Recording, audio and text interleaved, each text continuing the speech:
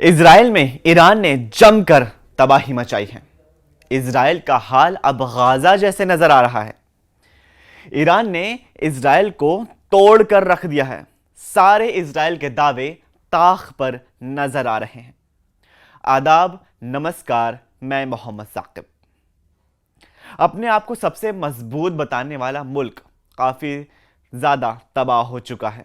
हम बात कर रहे हैं इजराइल की। इजराइल ये दावा करता था कि उसका आयरन डोम दुनिया का सबसे मजबूत डोम में से एक है, लेकिन ईरान और इजराइल की जंग में आयरन डोम तो फेल हो चुका है। ईरान ने इजराइल के डोम को तबाह कर दिया है और अपनी बैलिस्टिक मिसाइलों से तेल अवीव में भयंकर तबाही मचा डाली थी।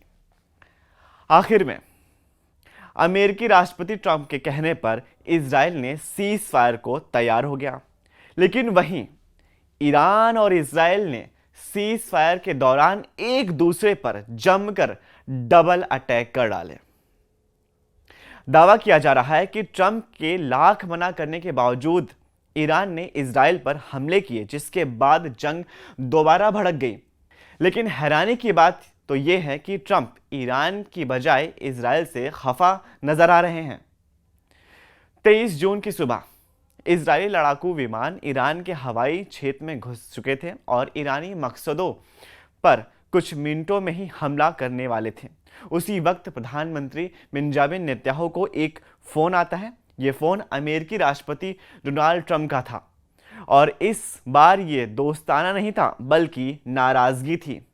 डोनाल्ड ट्रंप गुस्से में लाल थे और उन्होंने लगभग आदेश देते हुए आवाज में बेंजामिन नेतन्याहू से बात की।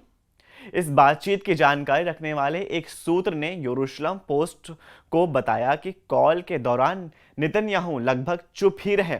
वहीं डोनाल्ड ट्रंप ने बेहद ही सख्त लहजे में अपनी बात रखी।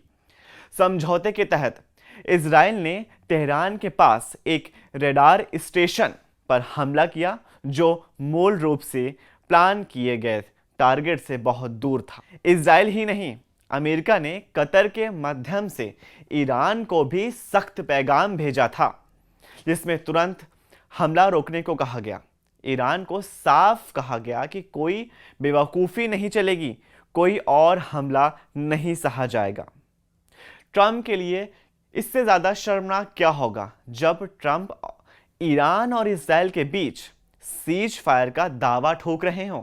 इससे ज़्यादा डोनाल्ड ट्रंप के लिए शर्म की बात क्या होगी।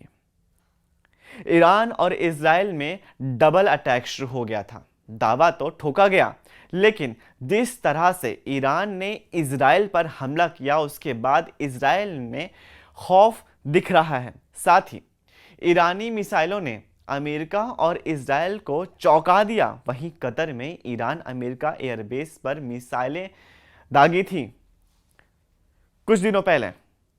जी हाँ, अमेरिका के धमकी देने के बाद भी ईरान ने कहा कि अगर अमेरिका हमारे ऊपर हमला करता है तो हम अमेरिकी एयरबेस जो कि इराक या कतर में मौजूद हैं उस पर हमला करेंगे, और ये ईरान ने करके दिखाया।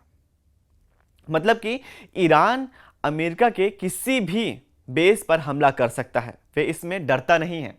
तो क्या ये सीज फायर मिडिल ईस्ट में एक नए ज़माने की शुरुआत है या फिर सिर्फ एक अमन है? ये तो आने वाला वक्त बताएगा, लेकिन आज का दिन इतिहास में एक सकारात्मक मोड़ के रूप में ज़रूर दर्ज किया गया है। वहीं ईरान और इजराइल की टक्कर और बढ़ेगी या नहीं, इसका फैसला अब पुतिन के हाथों में नजर आ रहा है।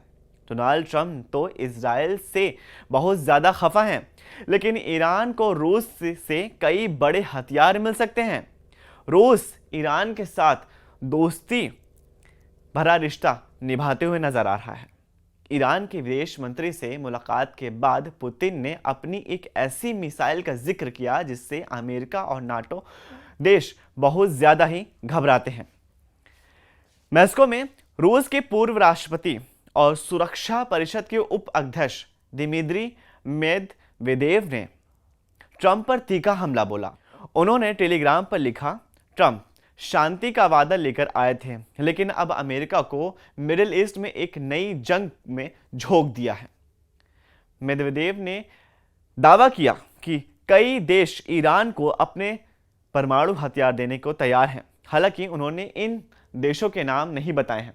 उन्होंने यह भी कहा कि इजराइल की जनता अब हर वक्त डर में जी रही है। ये डर वैसा ही है जिस तरह से गाजा के लोग डर रहे थे। अब यही सेम डर नेतन्याहू और उनकी जनता को हो रहा है। जहां कई इलाकों में विस्फोट हो रहे हैं, उन्होंने कहा कि अमेरिका अब तक एक नए संघर्ष में फंस चुका है और जमीनी सैन्य कार्रवाई के लिए संभावना भी बन सकती है। आखिर क्यों रूस ईरान को सपोर्ट करता है? रूस का सीरिया में पहले से ही फौजी बेस बना हुआ है।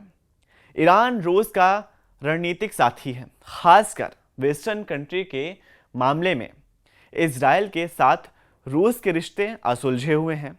रूस जो खुद को यूक्रेन से जंग में वेस्टर्न मुल्कों से घिरा हुआ है, अब मिडिल ईस्ट में सक्रिय भूमिका को पैच अब मिडिल ईस्ट में लेकर के पैच अब मिडिल ईस्ट में सक्रिय भूमिका को लेकर अमेरिका और नाटो पर एक रणनीतिक दबाव बनाना चाहता है। ईरान रूस का एक तकनीकी और सैन्य साथी बन चुका है, खासकर ड्रोन और हथियार की डील में। लेकिन रूस नहीं चाहता कि वो खुलकर ईरान का पक्ष ले, जिससे उसका इजराइल और अरब देशों के साथ संतुलन बिगड़ जाए। पर रूस ईरान के साथ पूरा खड़ा रहता है। वहीं पुतिन का सिग्नल ये सवाल उठा रहा है कि क्या रूस ईरान को ओरेशनिक मिसाइल देने वाला है। ये मिसाइल जहां वार करती हैं, इसके बारे में जानते हैं। ये मिसाइल जहां वार करती हैं उस जगह को 4000 डिग्री सेल्सियस से जला डालती है। ये मिसाइल इतनी ताकतवर है। ये मिसाइल परमाणु बम नहीं है, बल्कि उससे कम भी नहीं है। इसी वजह से रूस की इन मिसाइलों से अमेरिका और नाटो देश डरते हैं। वहीं अमेरिका के राष्ट्रपति डोनाल्ड ट्रंप का एक बड़ा बयान सामने आया है। उन्होंने कहा है कि वे अगले हफ्ते ईरान से बातचीत करने वाले हैं।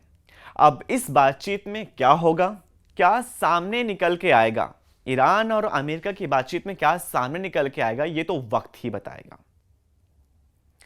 इस वीडियो को ज्यादा से ज्यादा लाइक कीजिए, शेयर कीजिए अपने फैमिली और दोस्तों के ग्रुप में। इस वीडियो को देखने के बाद नीचे दिए गए कमेंट्स में अपनी राय जरूर शेयर करिए। हम फिर मिलेंगे। शुक्रिया।